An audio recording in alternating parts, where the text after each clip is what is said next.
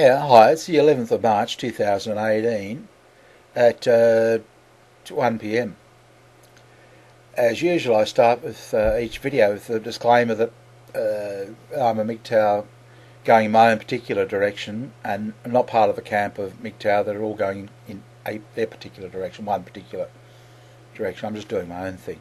All right? Something that's been bothering me for some time, pretty much ever since I had my run-in with social services and my separation and what have you.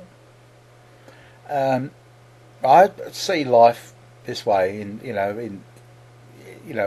our current era. That pretty much everything I see, you have to bust a gut to keep people happy. It started with these guys, with customer service. They would, it was long touted that the customer is always right, and implying that, that store people have to bend over backwards to make sure that the customer's happy. And it's since spread to eBay have put a new slant on it, whereas customer and buyer have both got to keep, mutually happy, which I think is an excellent system. I applaud that. I think it's a great idea. And so I think that's wonderful. YouTube even.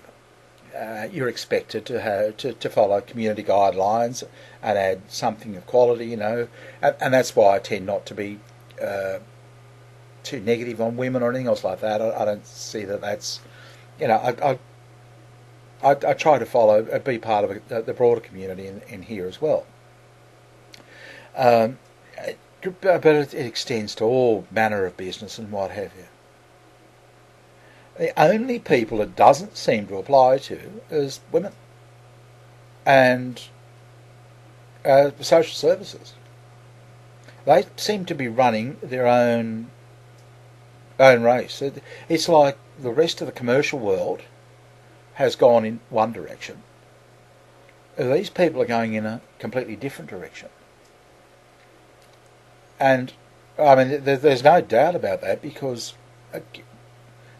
your department stores, eBay, any business or corporation is not about to suggest that you tell customers to man up or that, you should be able to handle a bit of rough service or, they just wouldn't do it. And I look at the relationship between men and women and I think it couldn't be worse. And if we were customers to one another, I mean, I certainly don't want to be their customer at all.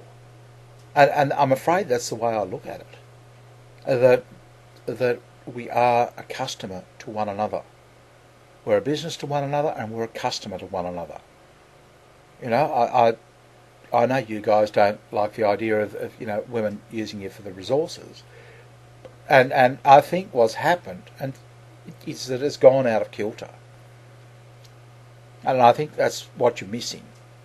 That originally it wasn't like that. That both provided a service to one another. Okay, but it's changed over time.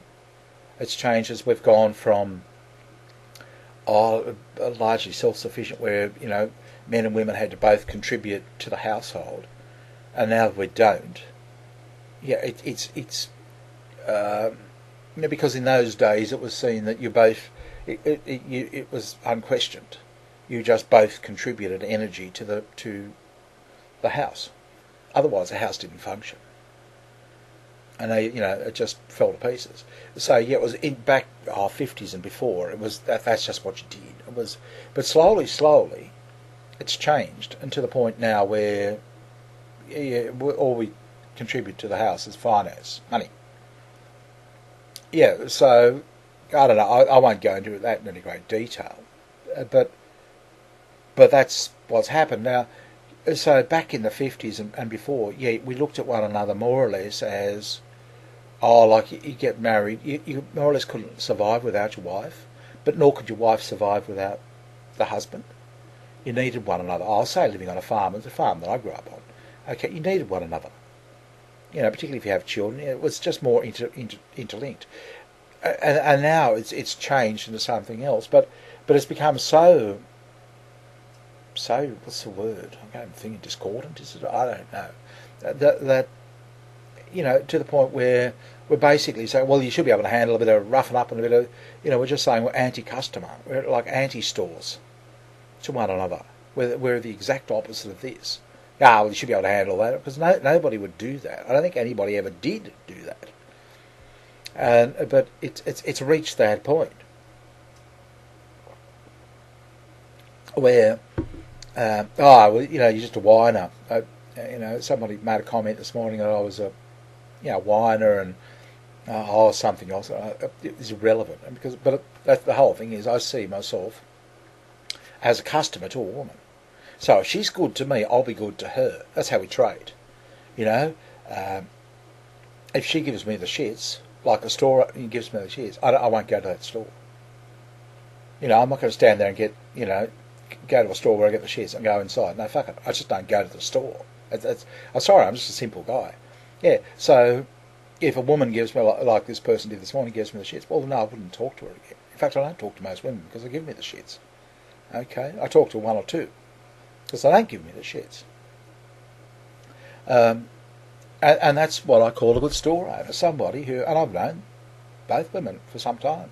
I'm not sorry, I'm not going to put them into the same basket as everybody else. If they've been good to me and treated me well, no, I won't just say, you're a woman, therefore you're bad. No, because they've been good to me. I've tried everybody else. Okay, and they've all given me the shits, so they've all gone. But no, those two haven't. No, they've been there, they've been solid the whole time. So why should I throw them under the bus just because all the other ones have been? No, they've been good. And if they continue to be good, it's like, yeah, if a store's good to me, why am I going to, if I'm not unhappy with it, why would I not go there? Okay.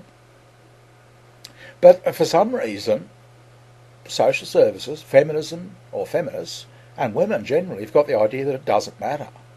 Look, it could be that they have this unwavering belief that we'll forgive them in the end. I don't know why they think that. That may have held true prior to the internet. But it certainly doesn't hold true now. It's just, with it used to be, if women, feminists, ganged up against us or something in 1970, for example, yeah, we had no choice unless you wanted to move countries, but not many people wanted to do that, so they sort of had you over the barrel. But what makes them think they've got us over a barrel now, honestly? It just bangs right here on a computer, and you're talking to somebody else. It's that easy. Just bang. And I'm in the Philippines 2 seconds later.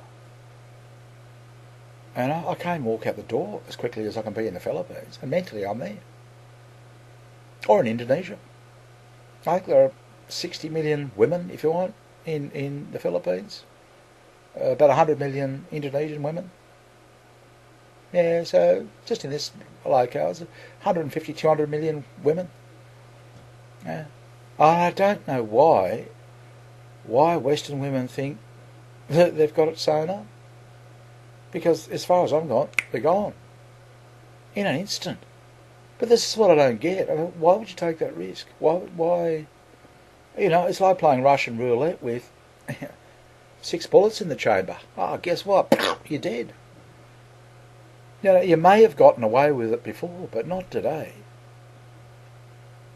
I just don't understand it. I reckon they're just stark raving bonkers, in all honesty. Just mad gamblers. Anyway, I'll leave it with you. Talk to you later. Bye.